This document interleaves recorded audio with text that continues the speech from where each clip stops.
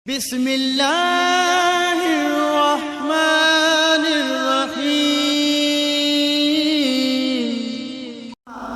Kenapa? Karena kualitas bacaan saya cuma sampai di bibir, nggak sampai ke hati, nggak sampai ke kolbu, ke tauhid kita nggak nyentuh. Itu yang mengakibatkan. Begitu. Beda. Baru orang yang polos, walaupun baru belajar ngaji, dia baru diajarin doa makan. Allahumma barik lana fi ma razaqtana wa qina adzabannar. Ketemu setan dia baca itu, kabur setannya. Dan itu orang polos. Wih, ketemu setan mau dimakan setannya begitu. Nah, ini contoh dari kualitas bacaan kita hanya sebatas di bibir. Dan ini loh kualitas orang Islam zaman sekarang, termasuk saya. Bacaan saya pun begitu, Pak, selalu tidak dituntut dengan keimanan saya. Terus bagaimana mungkin kita jadi pemimpin yang baik kalau kayak begini? Akhirnya mendapatkan perintah sholat. Lalu dari mulai situ hadirin sekalian berbahagia, menjadi ibadah mahdoh. Cuma 5 waktu diminta. Lo kayak gitu kok jangan ngeleran karuan. Susah dijak sholat. Masya Allah. Ini yang terkadang saya bingung. Apalagi kalau subuh ada tarhim gitu. As-salatu wassalamu alaihi. Ada kalimat as-salatu khairum minan naum. Untuk sholat dia tenang naum. Kadang bingung saya orang-orang, kenapa? Ini kenapa? Ayo sholat ya. Karena kemarin saya sampaikan, sholat itu menduduki posisi pertama yang akan menjadikan akhlak dan akidah kita jadi baik. Itu sholat. Ibu kalau cari menantu itu yang rajin ibadah, sholat. Cari itu di situ. Kalau ibu kan enggak, ini hari nyari menantu ditanya kerja di mana nak? Coba kalau cek itu gajinya udah berapa sebulan? Lu nyari kayak begitu, pantesan nggak laku santri. Lu saya ngerasain jadi santri masalahnya. 9 tahun saya di pesantren. Mending kalau pesantren saya pesantren modern, pesantren kopong. Paling rombeng di Cadar Sari Cidahu, Abu Ya Murtadi, putra tertua dari Abu Ya Dimyati almarhum. Itu kayak gitu di Kopong. Ya Allah, nggak laku Pak, tampilan kita beler. Loh, saya dulu Pak dari gereja saya itu orangnya resian. Apa sih resian? Hidup bersih lah gitu. Karena Rasulullah itu mengajarkan hidup kebersihan. Kan begitu ya? Ya Allah, kali saya bersih Pak hidup. Mandinya 3 kali, pakaian itu paling lama sehari tak cuci. Loh, begitu saya masuk Kopong, ke bawah arus Pak saya Pak. Ikut-ikutan dekil saya di Kopong itu. Bahkan di Kopong itu ada yang namanya penyakit bujukan. Belum santri kalau belum korengan katanya. Ternyata betul Pak, ternyata ikut korengan juga saya waktu itu. Ternyata benar ya, ini penyakit santri kalau belum bujukan belum santri namanya. Astagfirullahaladzim, itu jual yang luar biasa. Ternyata susah Pak mendarah daging di pesantren kayak begitu. Itu cangcut itu sampai 2 minggu Ustaz gak dicuci-cuci. Beneran? Gak bohong saya. Ya Allah, Gusti subhanallah. Bahkan kalau malam itu kalau malam Bu, satu Kopong itu saya tuh kamar itu ya Allah banyakan itu. Kalau malam itu Bu, itu semua anak-anak saya itu pada ngegitar. Garuk-garuk maksudnya. Karena gatel. Kadang saya bingung, oh ya udah ikutin aja lah. Subhanallah, ternyata kata guru saya begitu. Emang itu bocah belum santri kalau belum bujukan katanya. Kamu nanti akan ngalamin, gak lama dari itu Pak, bujukan juga saya ternyata. Masya Allah, baru sekali itu saya kena penyakit korengan. Jorok tapi membawa berkah. Coba bayangin. Itu sifat santri. Astagfirullahaladzim. Ya, ini sejarah. Maka kembali rumusan gagasan kajian saya adalah, saya minta tolong ayo dong, mudah-mudahan saya ngomong kayak begini saya juga akan bisa mendidik istri saya menjadi istri yang amanah ya. Saya juga bisa menjadi orang yang tanggung jawab. Begitu. Jadi istri-istri ini harus dinasihati dengan baik Pak. Suamilah yang harus ditakutin istri, bukan istri malah ditakutin suami. Ini kan gara-gara ada yang namanya sinetron di SCTV kemarin itu ya, suami-suami takut sama istri, itu gara-garanya.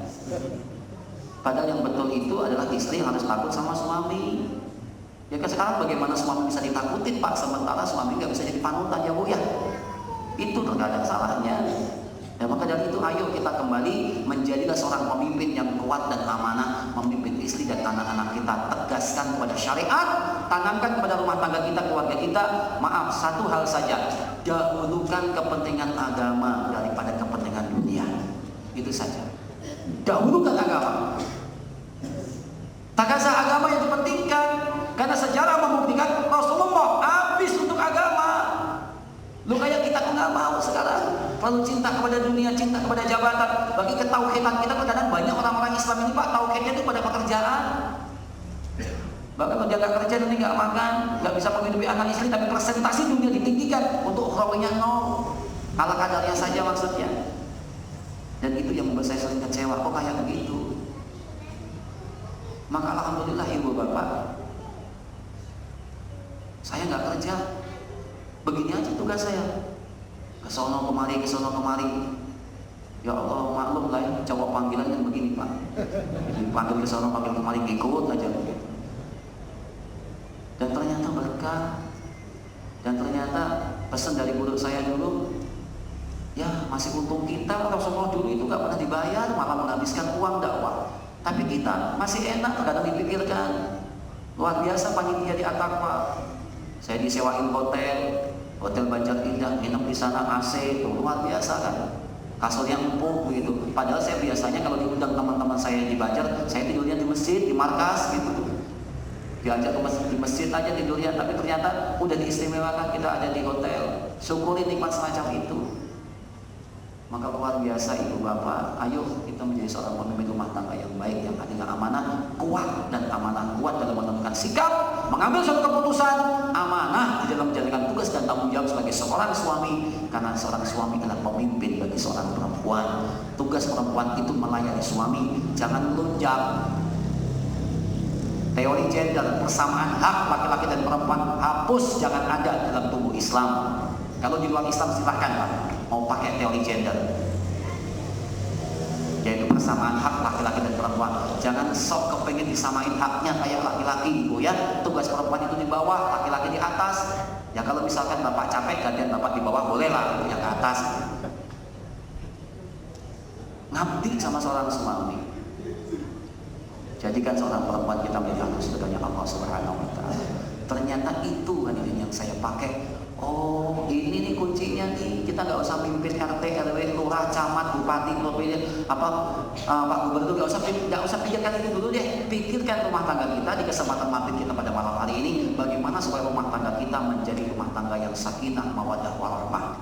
Yang diminta itu adalah mawaddatan dan warahmatan, cinta dan kasih sayang. Ternyata umur kita semakin tua, pernikahan kita semakin tua, harus muncul semakin cinta dan kasih sayang. Mawaddah warahmah itu muncul setiap waktu, setiap saat, semakin beriring dengan usia pernikahan kita semakin tua. Terkadang semakin salah Pak kita, usia kita pernikahan makin tua, cinta dan sayang sama istri semakin berkurang. Iya kan? Iya nggak kok kira-kira? Itu makanya ada lagu judulnya Kelakuan Si Kucing Karo. Nah itu gara-garanya, karena nggak pandai untuk menerapkan mawaddah warahmah itu apa. Nah, berarti Rasulullah mencerminkan bagaimana Rasulullah itu adil bu, bapak sama istri-istri beliau. Berarti menikah itu sunnah atau bukan? Istri banyak sunnah atau bukan ibu? Islam menentukan bahwa suami boleh menikah 1, 2, 3 dan ibu yang jawab ya, bukan saya. Berarti kalau suaminya mau poligami izinkan, yang penting syaratnya pas tenang. Nah, tapi kalau nanti malam jadi mudarat lebih baik jangan. Kalau menurut saya keadilan itu ternyata sampai dengan hari ini Allah titipkan hanya kepada pribadi yang mulia Rasulullah saja. Kita belum bisa buat adil ternyata. Sulit yang luar biasa. Maka dari itu, ayo kita berusaha adil dan adil, amanah dan kuat menentukan sikap dalam rumah tangga dulu saja. Karena memang itu yang diminta kriteria seorang pemimpin. Insya Allah. Mudah-mudahan kita nanti selepas dari ini bisa mengambil hikmah apa yang saya sampaikan. Ayo dong kita berusaha betul-betul mendidik istri kita dan anak kita taat pada Allah Subhanahu wa taala, doktrin untuk mengagungkan agama, jangan mengagungkan dunia. Insya Allah cinta kepada agama, maka dunia akan ikut, karena sesungguhnya agama yang lebih diutamakan daripada keduniawian. Kalau agama kita pegang, insya Allah taala jangan khawatir, dunia akan ikut melayani kita. Terkadang kita ini serakah, gak mau dikasih dunia yang sedikit, maunya banyak. Nah itu sudah menyalahi kodrat daripada manusia.